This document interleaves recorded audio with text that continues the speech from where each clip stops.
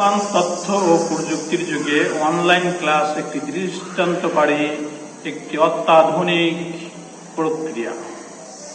এই প্রক্রিয়ার মধ্য দিয়ে শিক্ষার্থীরা যেমনিভাবে তাদের দক্ষতা অর্জন করতে পারবে, তেমনিভাবে আন্তর্জাতিক অঙ্গনের, ইন্টারন্যাশনাল অঙ্গনের যত জ্ঞান ভাণ্ডার আছে সেই জ্ঞান অর্জনের জন্য তারা দক্ষতা অর্জন করতে পারবে। কিন্তু এখানে দেখার বিষয় হচ্ছে যে এই অনলাইন শিক্ষা পদ্ধতি বাংলাদেশের জন্য কতটুকু উপযোগী, কার্যকারী এবং বাংলাদেশের সকল জেলা উপজেলা মিলিয়ে দেখার বিষয় হচ্ছে যে সকল জেলায় অনলাইন সুবিধা ভোগ করতে পারবে কিনা, সকল প্রতিষ্ঠানের শিক্ষার্থীরা এই অনলাইন সেবা ভোগ করতে পারবে কিনা, তাদের সেই যোগ্যতা, সেই অভিজ্ঞতা, সেই ক্যাপাসিটি আছে কিনা।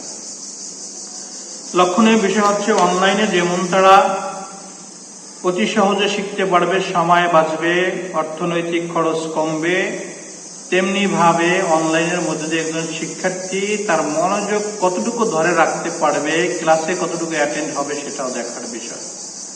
মূল কথা হচ্ছে একজন শিক্ষার্থী অনলাইন ক্লাস করব, শিক্ষক সেটা অনলাইনে আপলোড করবে, কিন্তু ওই শিক্ষার্থী অনলাইন ক্লাসটা দেখবে কি দেখবে না এর নিশ্চয়তা কিভাবে একজন শিক্ষক দিবে? পারবে না তো দিতে। তাছাড়া বাংলাদেশের এমন শিক্ষার্থী আছে যাদের কাছে, যেই পরিবারের কাছে একটি অ্যান্ড্রয়েড মোবাইল নেই অথবা তাদের এমবি কেনার সামর্থ্যও নেই। তখন দেখা যাবে এই দরিদ্র সন্তানরা পরিবারের উপর একটা চাপ প্রয়োগ করবে মোবাইল কিনে দেওয়ার জন্য। তখন পরিবার বাধ্য হয়ে হয়তো তাকে মোবাইল কিনে দিবে, না হয় বলবে তোমার লেখাপড়া এখানেই শেষ, তোমাকে লেখাপড়া করাতে পারবো না। তখন এই পরিবারগুলোর মধ্যে একটা হতাশা তৈরি হয়ে যাবে। দ্বিতীয় কারণ হচ্ছে অনলাইন ক্লাসে যখন বাচ্চারা আসক্ত হয়ে যাবে, তখন এই মোবাইল দেখতে দেখতে যারা মোবাইল কিনতে পারবে এই পরিবারগুলো অথবা এই শিক্ষার্থীগুলো মোবাইল দেখতে দেখতে লেখাপড়ার প্রতি আগ্রহ কমে তারা বিভিন্ন সাইট ব্রাউজার করা শুরু করবে, বিভিন্ন আপত্তিকর ওয়েবসাইট, আপত্তিকর অ্যাপসগুলি তারা প্রবেশ করে তারা মোবাইলে আসক্ত হয়ে পড়বে। এতে করে শিক্ষার্থীর মন মস্তিষ্ক উজ্জ্বল হয়ে যাবে, দৃষ্টিশক্তি নষ্ট হয়ে যাবে। মোবাইলের প্রতি আসক্তির কারণে মানসিক প্রতিবন্ধী হওয়ার সম্ভাবনাও রয়েছে।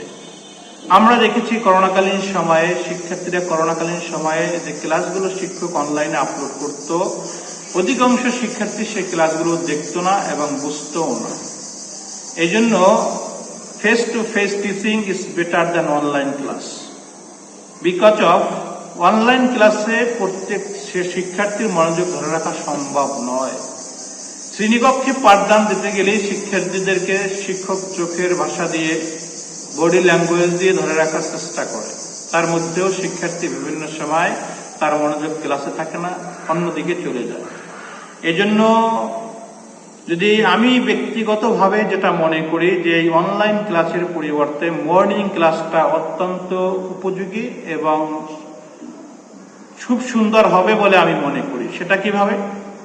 সকাল 8টা থেকে 12টা পর্যন্ত অথবা 7টা থেকে 12টা পর্যন্ত বা 11:30 পর্যন্ত যদি ক্লাসটা করা হয়, বাচ্চারা স্বচ্ছন্দে সুন্দরভাবে ক্লাস করতে আগ্রহী হবে এবং ক্লাসটা তারা করবে। এতে করে যেমন জ্বালানি খরচ বাঁচবে, ইলেকট্রিক বিল বাঁচবে, বিভিন্ন সময় বাঁচবে।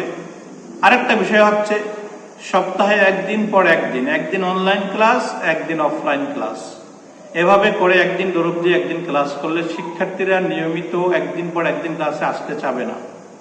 সেখানে শিক্ষার্থী ঝরে পড়ার সম্ভাবনা থাকবে।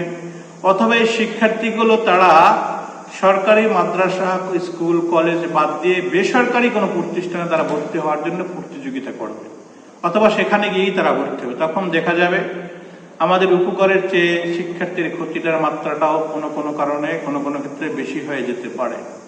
এজন্য সর্বোপরি মিলিয়ে যদি বিশ্লেষণ করা হয়, দেখা যায় বিজ্ঞজন যদি চিন্তা করে তো একদিন পরে একদিন ক্লাস না দিয়ে যদি দিতেই হয় একান্ত, তাহলে একাধারে যদি করা যায় সেটা বিবেচনা করা যেতে পারে। তার চেয়েও আমি মনে করি উত্তম হবে মর্নিং ক্লাস করা, সকাল 7টা থেকে শুরু করে 12টা পর্যন্ত যদি ক্লাসগুলো করা হয় এবং সপ্তাহে 5 দিন ক্লাসের পরিবর্তে যদি 6 দিন করা হয়, তাহলে এই 6 দিন করলেও কিন্তু শিক্ষার্থীদের মধ্যে একটা চাপ তৈরি হবে।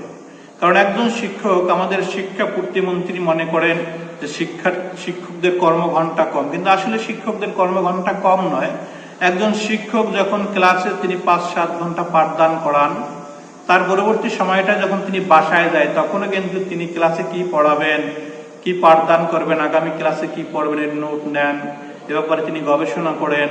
আবার ছাত্রদের জন্য নোট তৈরি করে দেন, বিভিন্ন শীট তৈরি করেন, ছাত্রদের উপকারের জন্য কি কি করতে হয়, এটা কিন্তু 24 ঘন্টা একজন শিক্ষকের মাথায় থাকে। এজন্য শিক্ষকদের কর্মঘণ্টা কম নয়, তারা সার্বক্ষণিক শিক্ষার্থীদের কল্যাণের জন্য কাজ করে থাকেন। আমাদের উচিত শিক্ষার্থীর কল্যাণের জন্য যে কাজগুলো প্রয়োজন সেটার উপরে গুরুত্ব দেওয়া এবং শিক্ষার্থীদের যাতে করে কোনো প্রকারের ঘাটতি না হয়, শিক্ষণ ঘাটতি না হয়, অর্থনৈতিক সমস্যা না হয়, পারিবারিক সমস্যা না হয়, সব কিছু মিলিয়ে আমাদের বিবেচনা করা উচিত। অনলাইন ক্লাসটা কেবলমাত্র যারা দক্ষ, যারা সচেতন গার্ডিয়ান এবং ছাত্র যাদের আগ্রহ আছে, যাদের পড়ার প্রতি মনোনিবেশ আছে, তাদের ক্ষেত্রে কিছুটা বেনিফিটেড হলেও যাদের গার্ডিয়ান অসচেতন, যাদের ছাত্র লেখাপড়ার প্রতি আগ্রহ নেই, তাদের ক্ষেত্রে উপকার হবে বলে তেমন মনে হচ্ছে না।